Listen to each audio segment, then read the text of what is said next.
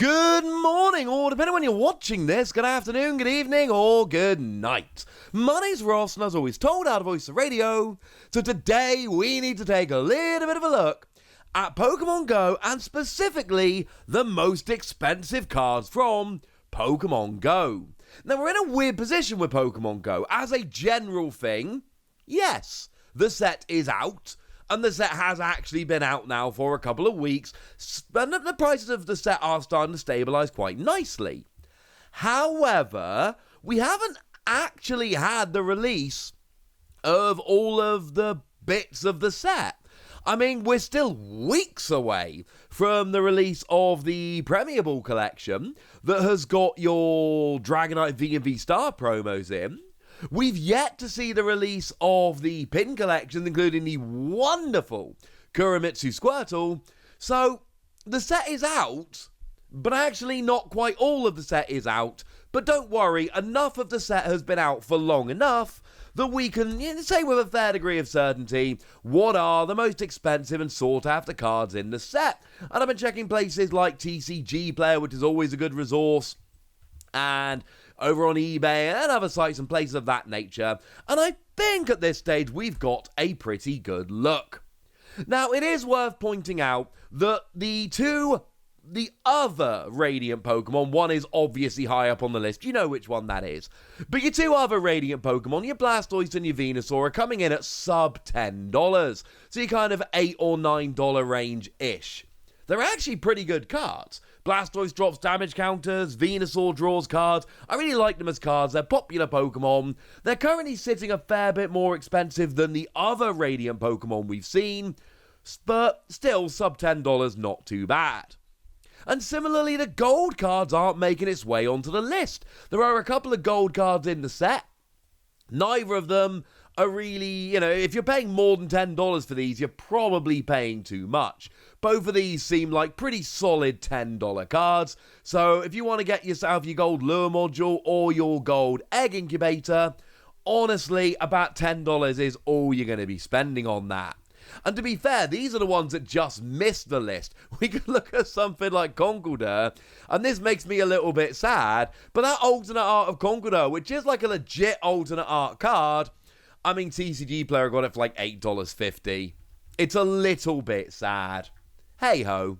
So what did make the list? Well, spots 8 to 10 are the rainbow rares of the leaders. They all come in around about $15, and I'm going to be perfectly honest with you, I really did not see the point in sitting down and actually trying to figure out which order they should go in. They're all around about $15. They're all the rainbow rare versions of the leaders, so I'm putting them all here about the same. It is worth pointing out that Blanche is nominally probably the more expensive of them. It's the only one currently out of stock on TCG Player.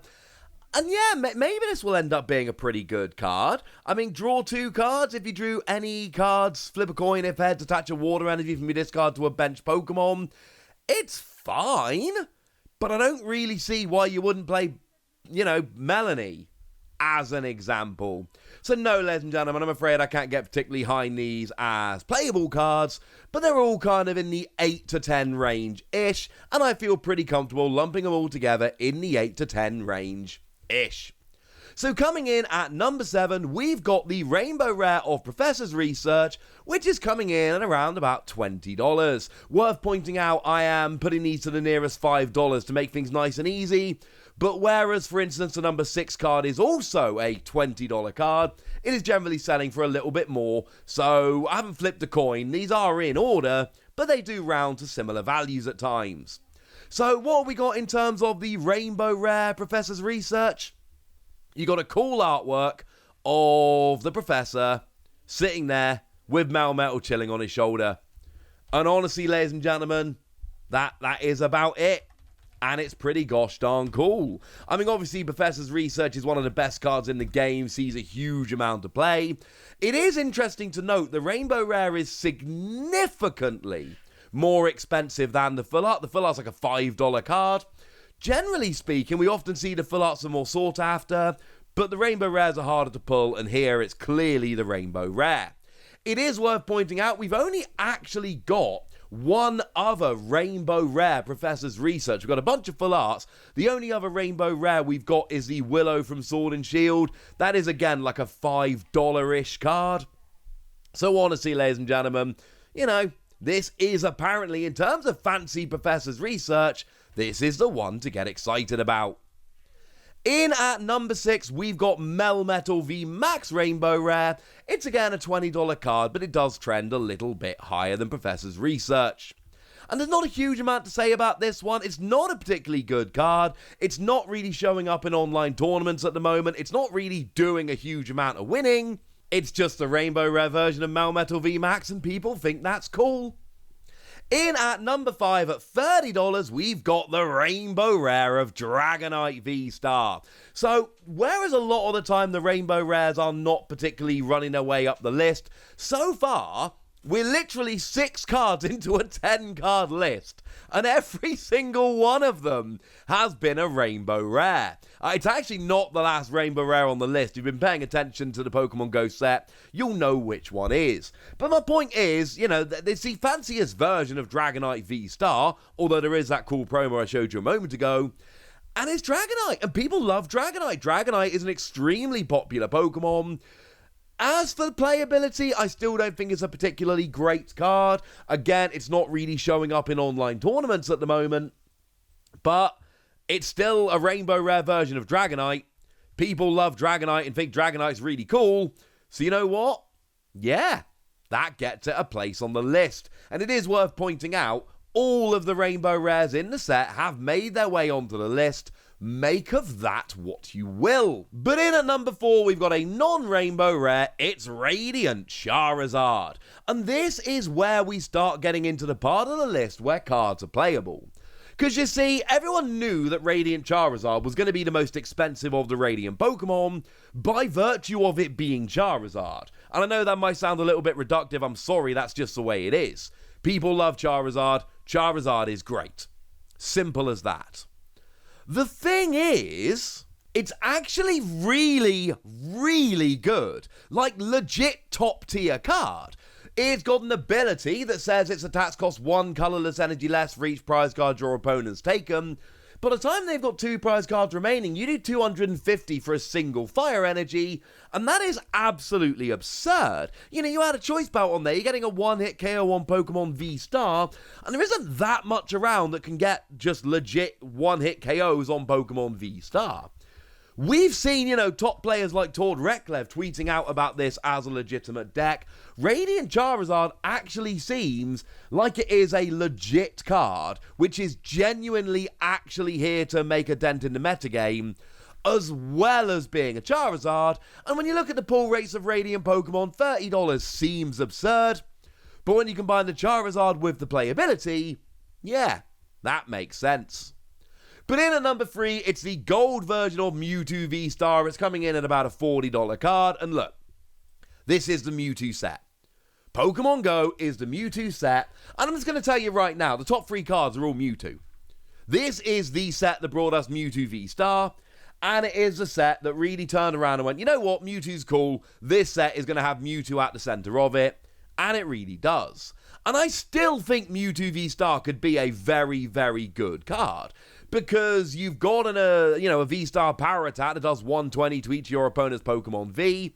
You've got an attack that lets you discard up to 3 Psychic Energy and deal 90 damage for each card you discarded in this way. Again, we're up to V-Star KOing territory here.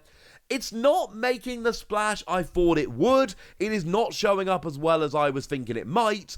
But I'll tell you what, we've still got a very, very, very good card here. And it's Mewtwo. And it's the gold version. But somewhat surprisingly, in at number 2 is the Rainbow Rare Mewtwo V-Star, which is trending at about a $45 card. Now this is weird, ladies and gentlemen. Absolutely weird.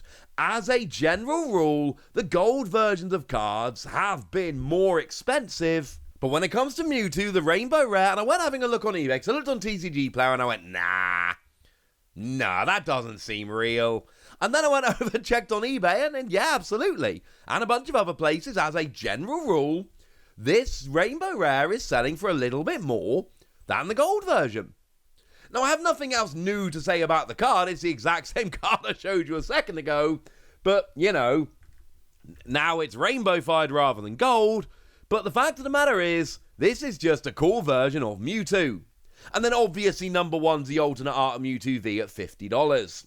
And look, I've confused people with my analysis of this card in the past, because on the one hand, I don't like 3D renders of alternate art cards, not when there's cards that exist out there like, let's just take a look at the Hisuian Sneasler from Astral Radiance. Look how wonderful this artwork is from someone like Okacheke. It's phenomenal. I don't like the 3D renders when we could have stuff like this. But I do love the fact that it's Mewtwo in the real world and it looks like something pulled from Pokemon Go. Love the, the staging of the shot. Would rather it wasn't just a 3D render. But the fact of the matter is, this is one of the hardest to pull cards in the set. And it's a really funky version of Mewtwo. And it really is as simple as that. It does make me a little bit sad that this is like a $50 card. And Conqueror can't even get up to a $10 card, which is a little bit sad, but this is very much the card you want to pull. Really, there's a very clear kind of 1, 2, and 3 with the Mewtwo's. You've then got Charizard and Dragonite rounding out the top 5, and then from there, it's a bit of a drop-off. It is worth pointing out, only the top 5 are post-$20 cards. Everything else is $20 or below. So if you want to be picking up singles from this set, which is a pretty small set to begin with, this might be an easier set to complete, just popping it out there. But now, ladies and gentlemen, we have looked at the top 10 cards from Pokemon Go in terms of value, so my job here is done, and now it's over to you guys. Tell me what you think about this, tell me which cards you've pulled, tell me if you've bought any singles, tell me if you're planning to, tell me anything you like. Go nuts in the comment section, but be nice! And then make sure you like this video, subscribe to this channel, follow me on Twitter at TheWasi. That's where we talk about Pokemon cards and Pokemon cards and cards. And please do consider checking out patreon.com/PTCG Radio, where you can join the Discord, get pretty much weekly bonus pods where I answer all of your questions, share deck lists, chat Pokemon, just have fun, like the lovely Kanto Royal has. And of course, I will be shouting out lovely people like the lovely Kanto Royal, who is a very lovely person. But by far the most important thing as always, look after yourselves till next time, would ya? Thank you very much for watching. My name's Ross, and you've been watching PTCG Radio.